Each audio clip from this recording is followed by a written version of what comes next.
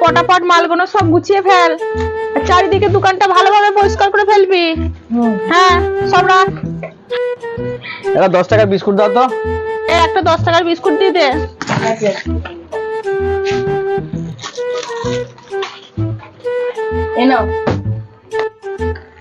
এই যে পয়সা। এই তুই এই দোকানে কাজ করছিস, তো কত টাকা মাইনে দেয় রে? আমাকে 5000। মাত্র 5000 টাকা তোকে মাইনে দেয়? ঠিক, আমার সঙ্গে চল, 10,000 টাকা মাসে মাইনে পাবি। আমি কাজ করবো না, আমি 10,000 টাকার মাইনের চাকরিতে গেছি। চলো। বলছি এই ছেলেটা কাজ ছেড়ে দিলে আমার হবে?